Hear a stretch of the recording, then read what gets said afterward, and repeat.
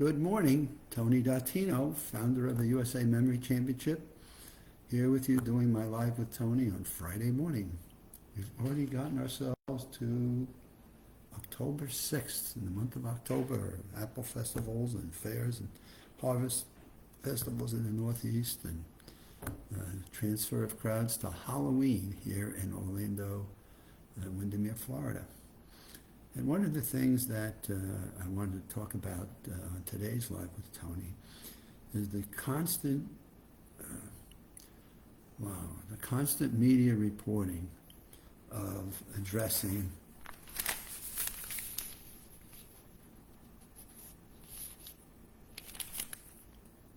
isolation and loneliness as systemic issues. Now, what does that mean? Isolation and loneliness as systemic issues. We've gotten to be a populace that has not been as community related and as town square centered as maybe we were once before. Social media has certainly made a huge difference in that, and there are some people that have just locked in to seeing people on the computer, or on their Zoom broadcast, or on Slacks or whatever. I mean, just don't do face-to-face communication.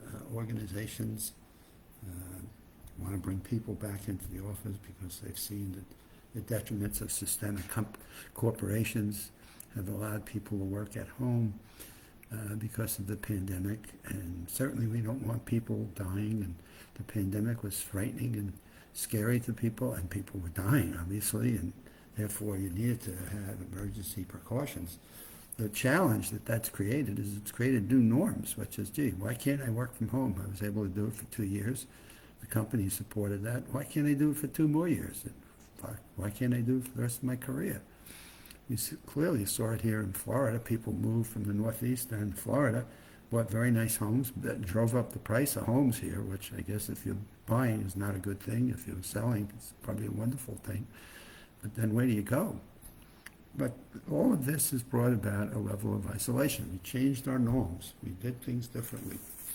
So here's this guest columnist talking about, grandparents used to know their banker on a personal level. My grandmother even brought him a casserole every time his wife had a baby. My grandfather was on a first-name basis with the man who sold newspapers on the corner. They even had a cup of coffee. Friendships and social connections were made at the grocery store, choirs, sewing circles, barbershops, and social community settings. And where has that all gone? Well, how much more do we do online? We do online grocery shopping now. I don't think you can do an online barbershop thing, but you do see a little bit more long hair going around. We saw exercise clubs diminish, and now they're at least rebounding as people were away from gyms for a while. They were desolate, and now they're at least bouncing back, and you do see people working out in gyms a lot more. But where was Grandma going? Where was Grandpa going in terms of visiting their friends and seeing when we were told to just withdraw and retract? We're doing social media gatherings. Now, to the contrary, look at the explosion of pickleball. Right? Pickleball is bringing people back out in their community settings, except now you've got lots of knee problems and ankle problems, and people that are going in and playing pickleball that weren't in shape to do so, and they're off and going, and they're wiping out tennis courts, and the tennis court people are getting upset with the pickleball players because there's not enough of pickleball courts. But the social interaction of all of this, we've just become such a divisive group of people, be it our politics, be it our age, be it the communities we live in. We've just lost that community spirit in terms of where we had this. And Grandpa and Grandma can tell you all about that.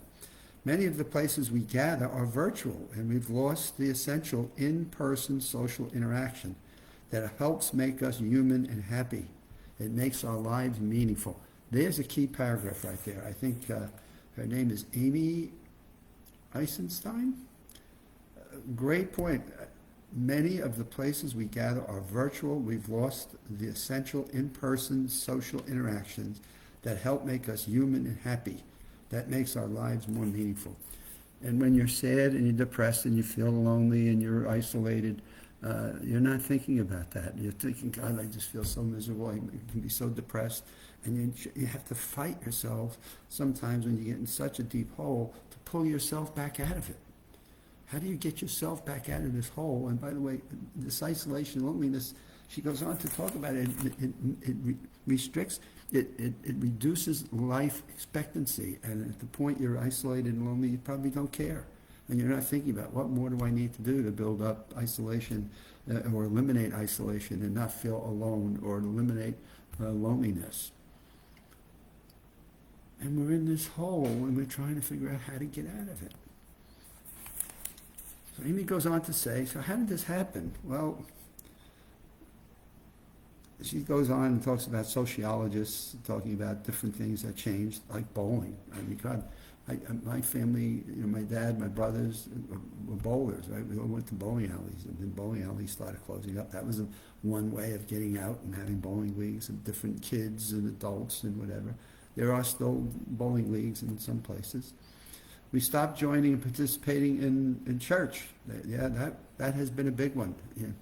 Seeing people in church. There are certain church groups where, God, years ago you'd go to church on a Sunday or a Friday night, Saturday night, and be packed, and now the pews are half empty. We had a lot more sports leagues and social clubs. I think we still have sports leagues. I don't know that I could agree with her on that point, but social clubs and civic organizations. Many people in government stopped investing in libraries. Yeah, for sure. My goodness, why do you need a little library? You can get everything online. You get your books online. You stopped building community centers and public health facilities. We just stopped sharing how lives were connected.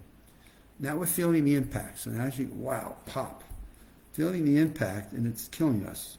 A 2020 report from the National Academy of Sciences and Medicine found that social isolation significantly increases our risk of premature death, a risk that may rival, now wow, this rivals smoking, obesity, and physical inactivity. Wow, we've put now social isolation and loneliness on the same peer level from the 2020 report of smoking, obesity, and physical inactivity.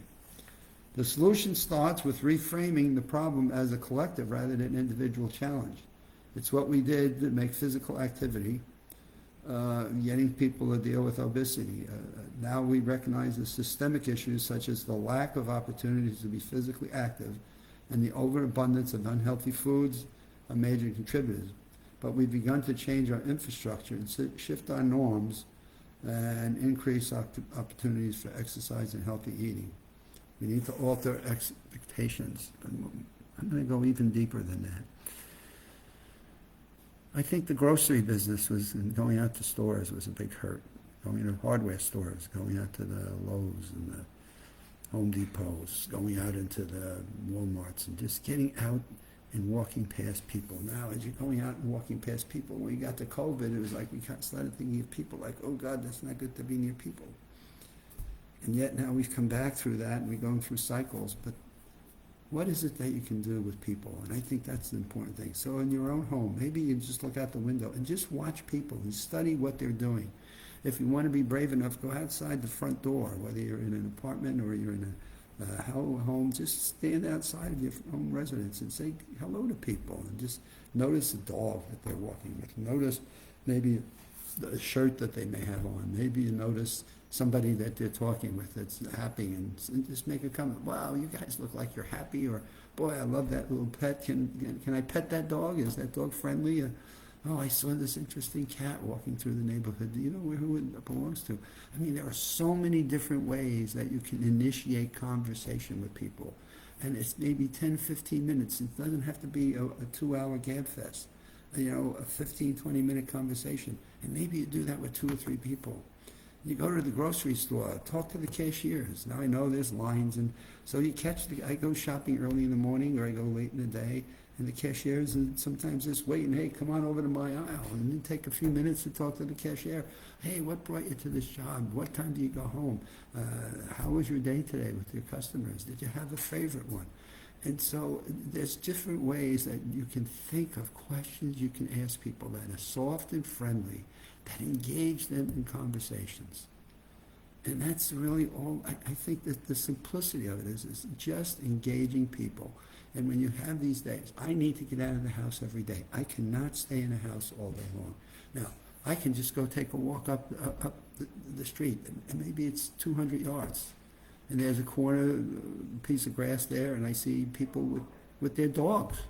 And the dogs are playing, and I can just talk about, wow, those are playful dogs. And sometimes the dog will come over at me, and I'd say to the owner, is it all right for me to pet the dog, or is there a toy that the dog wants to play with? And if I just do that for 15 to 20 minutes, and I come back in and get back to work or whatever I was doing, it makes a huge difference. Just that short little 15, 20 minutes of knowing I get out. I cannot stay in the house 24 hours a day. I need to get out, even if it's to go sit out and listen. This morning I was reading the newspaper on the back of an eye and listening to the birds and looking at a gator swimming across the pond. Just getting out into nature, getting out of your domain that kind of keeps you in that box of isolation and loneliness, and finding things that you can observe and see in nature and in the globe and the world around us, and seeing people that are in that, and just engaging in friendly conversation about something they may have on, something they look like they're smiling, or they may even sometimes look like they're sad, and you think, God, it looks like you've got the worries of the world on your shoulders. Is there anything that I can do to help you? There's just tons of ways to get yourself out of this epidemic of isolation and loneliness. And it's time for another Friday. Can you believe the weeks go by so quickly? I did have surgery on Wednesday, and it did go well. I'm now in a recovery mode, and I'm learning some new activities, so I have new instructions and new things that I have to follow and remember in terms of exercise. So never too old to learn something new that makes health a little bit stronger and better for you. So have a good weekend, and you shall see me back here on Monday.